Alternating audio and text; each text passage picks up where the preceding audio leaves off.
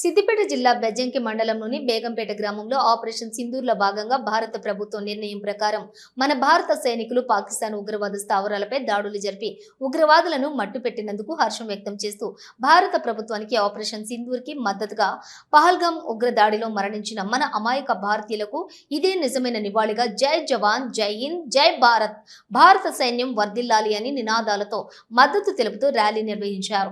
ఈ కార్యక్రమంలోని గ్రామస్తులు, పెద్దలు, యువకులు తదితరులు పాల్గొన్నారు. తీవ్రవాదుల గురించి ఆ రోజే మన భారత సైన్యం అలర్ట్ అయి అన్ని దేశాలతో మాట్లాడడం జరిగింది. ఆ మాట్లాడినప్పుడు ప్రపంచ దేశాలు ఒక్క చైనా మౌనంగా ఉంది, కానీ మొత్తం దేశాలు మనకే సపోర్ట్ చేస్తున్నాయి. ఐక్యరాజ్య సమితిలో వాడు ఆటం బాంబు వేస్తాని, అణుబాంబు వేస్తాని బెదిరిస్తుండు. అణుబాంబుకు మన 10 అణుబాంబులు ఉన్నాయి. వాడు మన బార్డర్కు రాకముందే మన మిస్ అయితో అణుబాంబును పేల్చేస్తాం.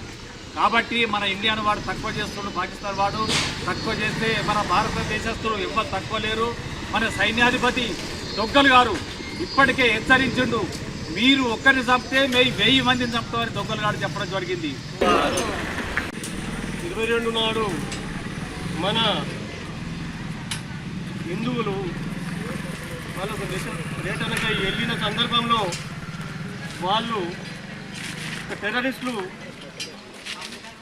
వచ్చి వాళ్ళని అలా భార్యల ముంగట్నే వాళ్ళను భర్తలను నిలబెట్టి మహామాష దౌర్జన్యంగా వాళ్ళను హింసకు గురి చేసి వాళ్ళని పానాలు తీసడం జరిగింది.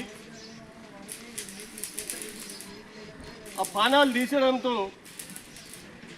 ఇట్లా పానాలు తీసుకుంటూ వాళ్ళ భార్యలు ఇట్లా ఎందుకు చేస్తున్నారు అని వాళ్ళు అడిగినందుకు మీరు మోడీ గారితో వెళ్ళి చెప్పండి, ఇది మోడీ గారు చూడాలి, మీరు మోడీ గారు మిమ్మల్ని చంపితే ఏమొస్తుంది, మోడీ గారికి ఎట్లా తెలుస్తుంది, మీరు పోయి మోడీ గారికి మీ భర్తలు చంపడానికి చెప్పుకోవాలనే విధంగా వాళ్ళను నానా దూషించి చిత్రహింసలకు గురి చేసిన సంఘటన ఆ రోజు 22వ తారీఖు నాడు జరిగింది. ఈ సంఘటన జరిగితే మోడీ గారు దీన్ని తీసుకొని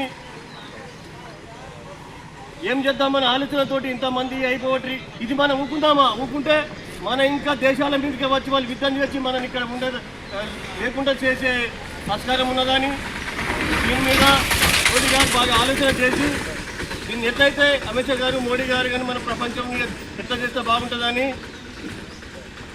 మళ్ళా మన ఆత్మరక్షణ కోసం మనం వాళ్ళ మీదకి యుద్ధానికి పోలే, వాళ్ళని చంపుతామని పోలేదు, మన వాళ్ళని చంపిన దానికి ఇంకా మనం చంపుతామో అన్న భయంతో మన భారత సైనికులు ఆలోచన చేసి వాళ్ళు మన రక్షణ కోసం వారి మీద యుద్ధం చేయడం జరిగింది.